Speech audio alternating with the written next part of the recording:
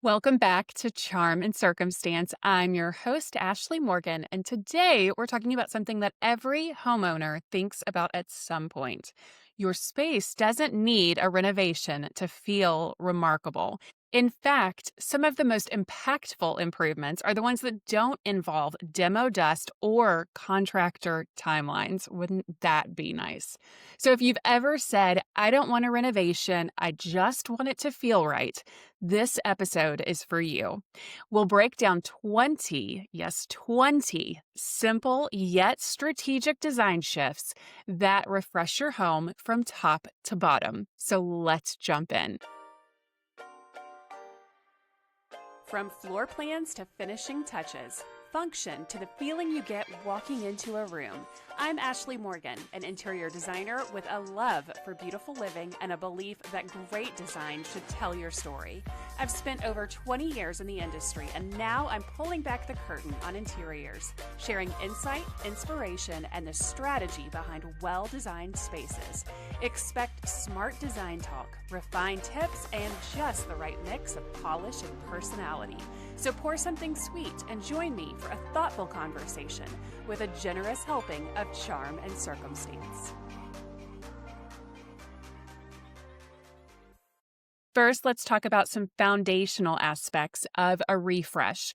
And the top of that list is always going to be the power of paint, or we could call it overall color. So, this is the most transformative tool that doesn't require structural change. One fresh wall color can shift scale, mood, and even perceived ceiling height. A well-chosen shade harmonizes the architecture you already have. I've gone into detail in this before on Instagram or in other podcasts, and details like painting, trim, unexpected colors, definitely painting the ceiling. Always keeping in mind the ceiling, even if you're going to keep it neutral, or if you're going to go with a contrasting color or the same color as your walls. This is such a transformational change in any space, as well as going from neutral. So many people paint their homes neutral colors, a beige, a gray, and not to say that there's anything wrong with those colors, because there are definitely times when I would use those colors in any space. But keep in mind that we do not want to live like squatters in our own homes.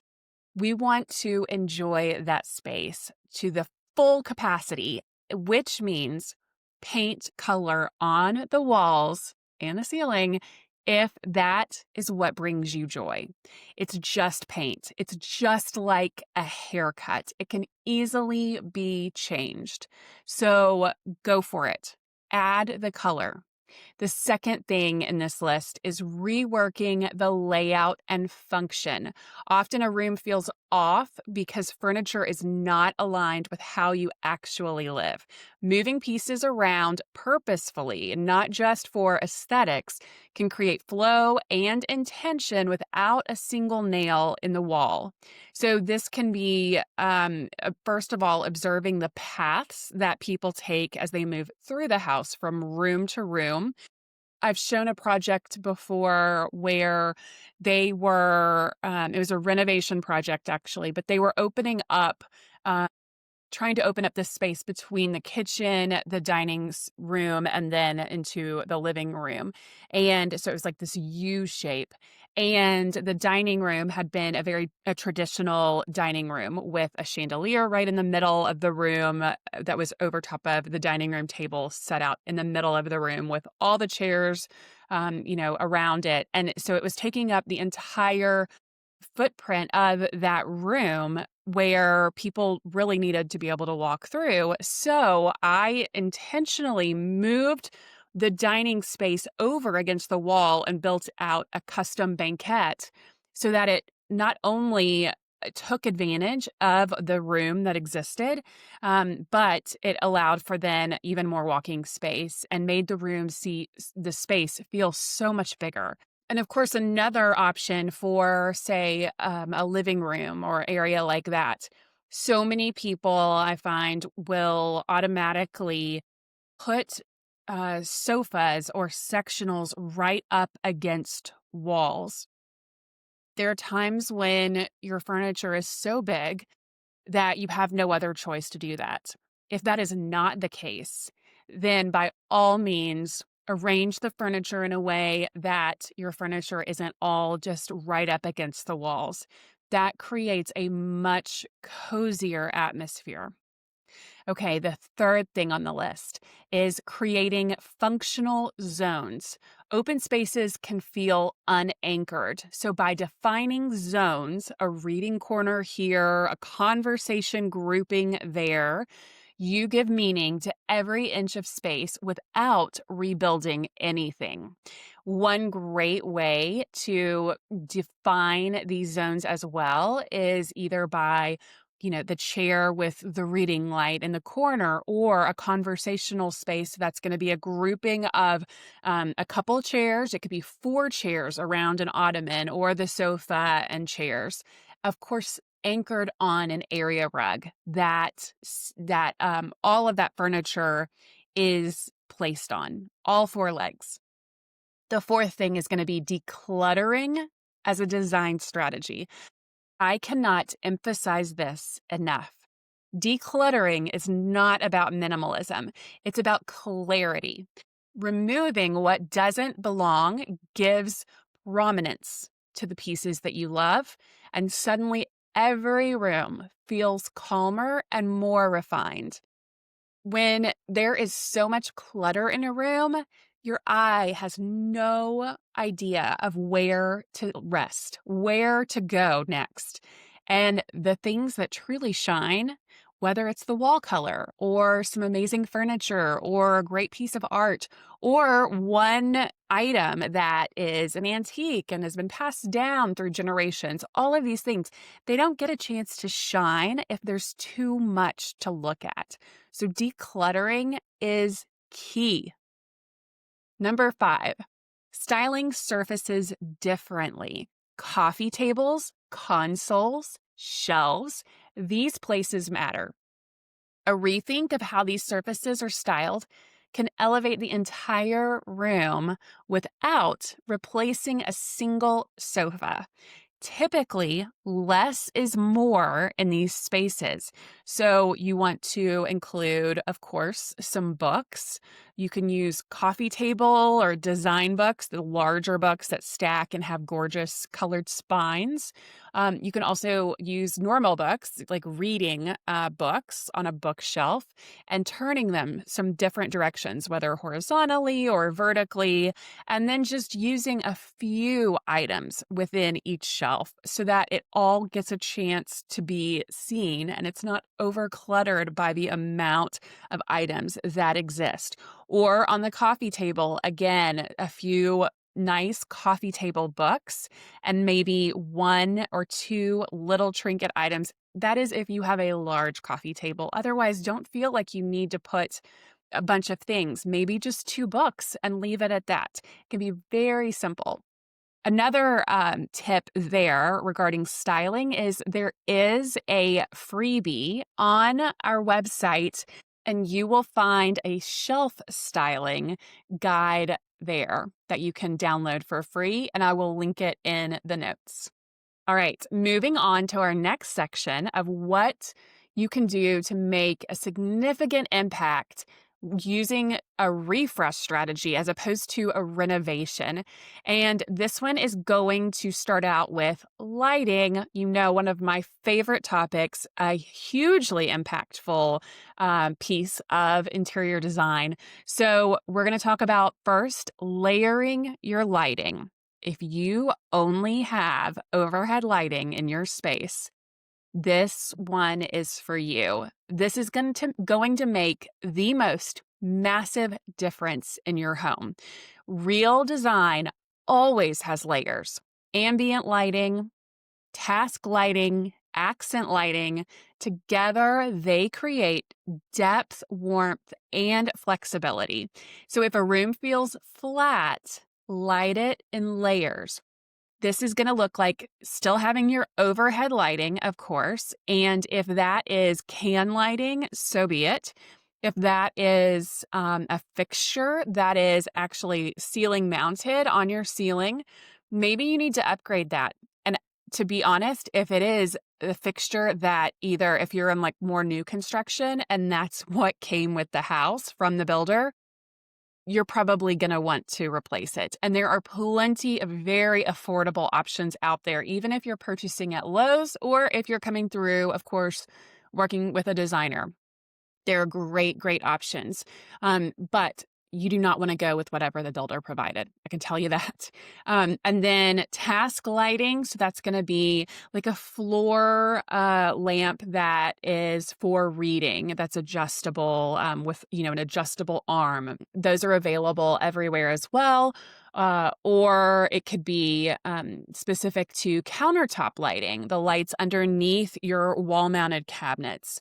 And then, of course, accent lighting. And so this is going to be wall sconces or art light. And I know on my lighting episode from back in the middle of the year last year, I talked about the various options with this. If you are not in the market to have hardwired accent lighting installed, that is totally fine. There are plenty of battery operated lights that you can install just like this that you just will have to recharge or replace batteries on, and they don't have to be hardwired. So you're doing nothing. It's like no different than hanging a picture on your wall. You're not going to do any damage to your wall with those. Okay, so the next item here, which I kind of already touched on, but it's upgrading your light fixtures. Massive, huge change.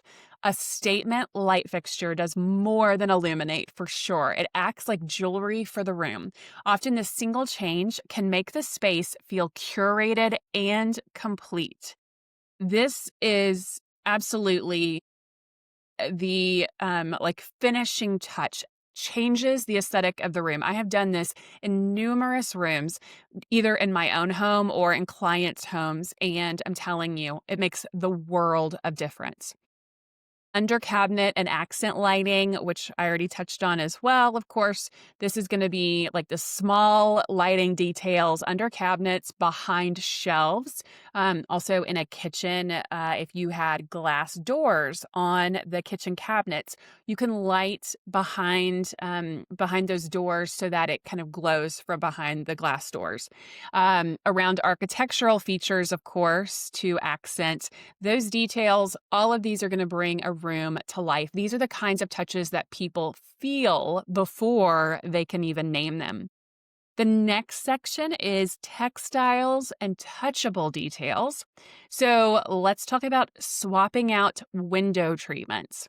Drapery can define a room's personality. Hanging higher panels or panels higher up on the walls and wider instantly expands a space. Choosing textured fabrics also can make it feel richer.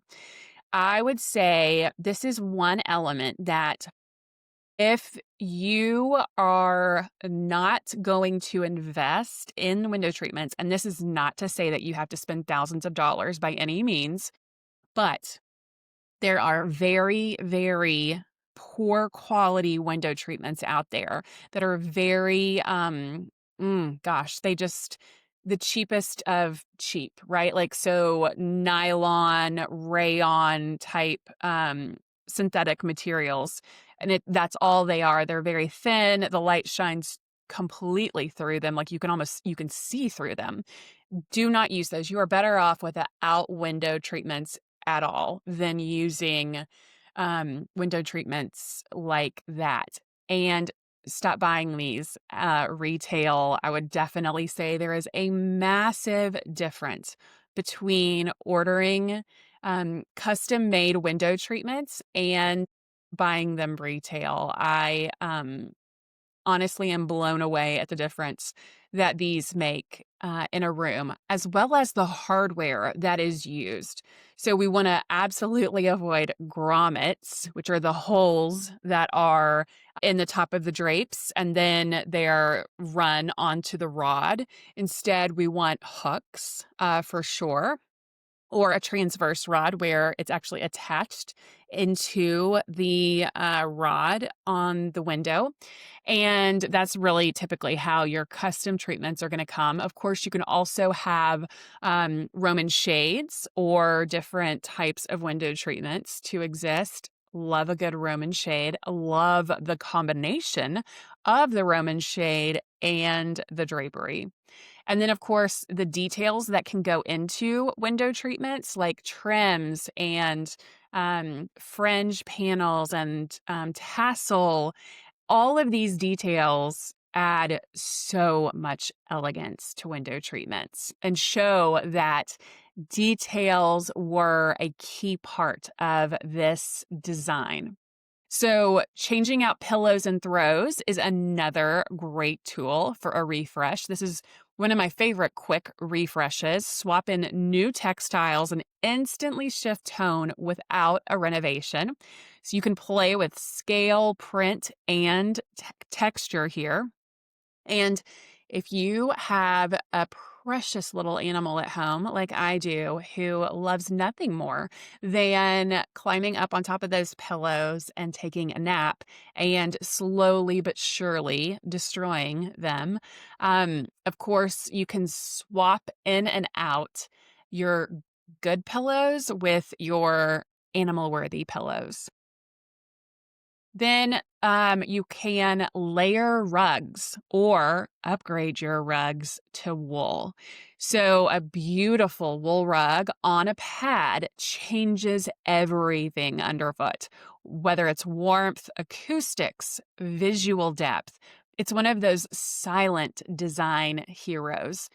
If you have area rugs on cushions in your home, you know what I'm talking about. This is a game changer as far as creating that cozy feeling at home.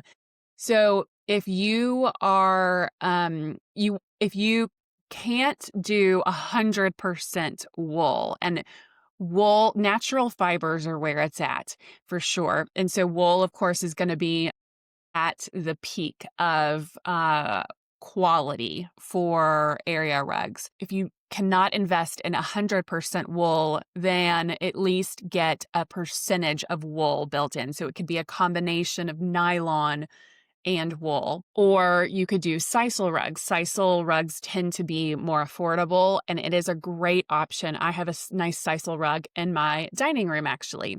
And then you can also layer rugs on top of each other. Now, this can get a little trickier, of course. A sisal rug is a great example of one that you can easily layer on top of. So you could do a sisal rug that's nice and neutral, and then layer, let's say, an animal rug on top. So, like a fun zebra print animal rug or leopard print or just something fun underneath a table. So, those two would work together well. But you could also layer other rugs, but you want to pay attention to, of course, the thickness of the pile when doing that. All right, so the next detail here is reupholstery or slip covers if need be. So if you love a piece, but it's looking tired, upholstering in a new fabric gives you a fresh space without replacing a beloved sofa or chair. You can get fresh foam within that piece as well. So it really is, it's just using the bones of the piece and now updating it. I have two wingback chairs from my grandmother's house that I just love the shape of, but the fabric is less than ideal. And so I am actually in the middle of selecting fabric to have those reupholstered to be able to use in my living room, and I'm pumped about it. Okay, so next, let's get into color pattern, and material decisions. So, first, color psychology. In interior design school, we had an entire class just on color theory alone. There are countless books out there on the psychology of color. Color affects us deeply, much more than most of us understand. It impacts mood more than we give it credit for. A warmer hue in a dining space, a softer tone in a bedroom, these subtle shifts elevate comfort without renovation. Simple things like I've walked into a client's home before and the bedroom is painted red. Do not paint your bedroom red. Red is a bold color. It is lively. It is not calm. It is not soothing. Red definitely can be used in a home for sure. We don't want to use it in a bedroom though. Um, Now you could use blue everywhere, but that's just me speaking. So, using feature walls or millwork additions, these are simple changes that do not constitute a full renovation by any means. You can add dimension with wall detail, so board and batten, paneling, paint blocked trims, or without touching the layout. So these small architectural moves feel rich and intentional. They add so much dimension to a home's design. You can add molding, more molding and casing around doors, and add more features like that as well. Wallpaper and wall coverings. I love wallpaper. Wallpaper is where it's at right now.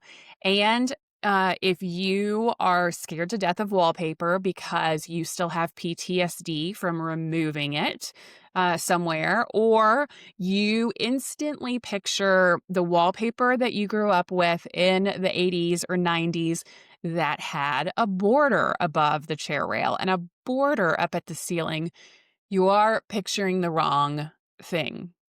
I am here to tell you that the wallpaper of 2026 is a very, very different beast than what we had back then. Wallpaper isn't just pattern, it's texture and character. Use it on the walls in one area of your home or even the ceiling to bring a space to life without demo.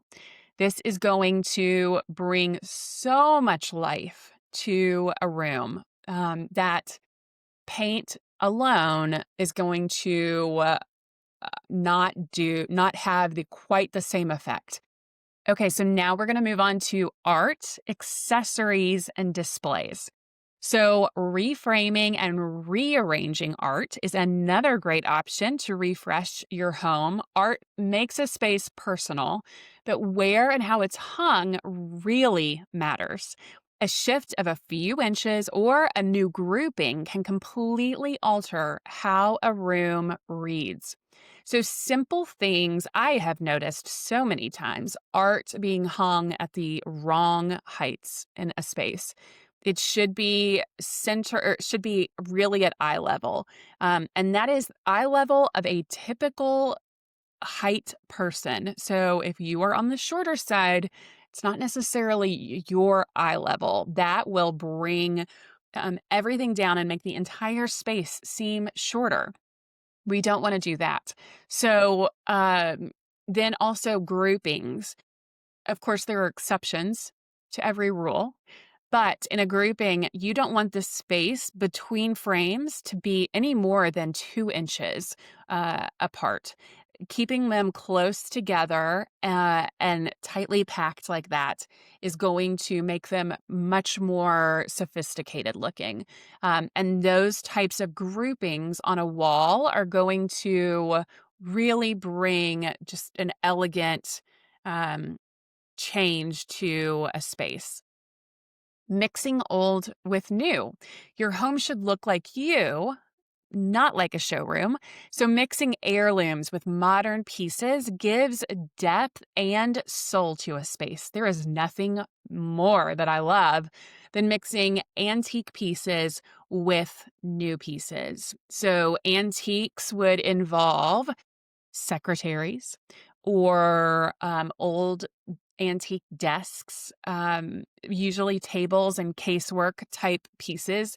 Number one, they're just quality made. They would have intricate wood carved details, just beautiful details that you don't always find in new pieces. But I love to have one antique piece like in every room. If that was something that we could achieve in every space, that would be my dream goal right there.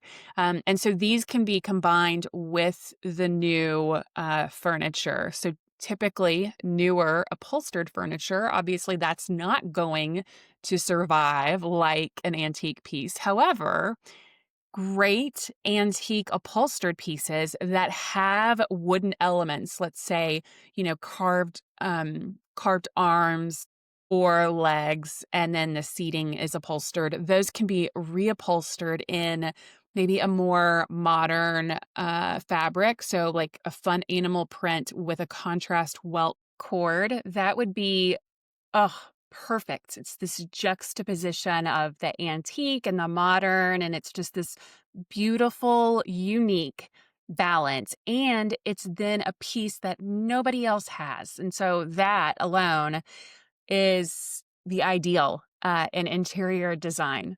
Moving on to the tiniest of details is the books, the vase, the everyday decor, the small objects that curated in thoughtful ways help a space breathe and become more collected rather than cluttered because, of course, we want to totally avoid clutter. And we don't want to display an entire collection of something, especially in just one place. Being very deliberate about where we're placing these items and how we are leading the eye to appreciate each detail. So maybe only displaying three of something in an area. If it's like small little figurines or something like that, it would be displayed on top of a couple books that are stacked horizontally or on top of a silver tray. Just little things. So it's set apart, it has negative space around it, and it can really stand out that way and is easily noticed. Every room should have somewhere that your eye lands first. It could be a mirror, it could be a piece of art, it could be a fireplace. If there's a fireplace in the room, a real fireplace, it should definitely be the focal point. So design your focal point and everything else plays a beautiful supporting role. So if you go into each room in your house and you make a decision, what is going to be the focal point in this room? So then everything else plays a supporting role. We don't want to compete with that focal point. And all this means is that everything else will be the second or the third thing that you notice when you step in the room. But the one focal point that kind of everything else is designed around, that it's the central point of the room, that is automatically what people are going to notice as soon as they enter the room. That's an easy way to kind of navigate the design process. All right, so finally, our last piece would be moving furniture. So, reassigning a room's purpose is quite powerful. As life evolves, children grow, needs change, hobbies change, the people in the home change. And so the house can evolve with that. And all that means is that sometimes the refresh you need isn't just new materials and it's not, a new color, but it's just a new purpose for the room. Is it a home gym? Is it a home office? Is it a playroom for little kids? Is it an underutilized den that is now a reading room or an awkward corner in a room that is now a coffee nook? Suddenly the home feels newly functional and joyful when it is deliberately Meeting your unique needs. We talk a lot about renovation because structure matters, but your home's feel often comes from the smaller layered choices that work with what already exists. These 20 shifts from lighting to textiles to layout and accessories help you refresh without the dust, the cost, or disruption of a renovation. If you've ever wondered, what if I didn't need a renovation? I hope this episode gave you clarity, tools, and inspiration to make design moves that feel just as impactful. Thanks for listening to Charm and Circumstance today. And if you haven't yet taken our interior design personality quiz so that you can discover your design type and match these refresh strategies, I'll see you in the next episode. Thanks for joining me on Charm and Circumstance. Be sure to subscribe, leave a review, and follow along on Instagram because charm is personal and circumstance is what you make of it.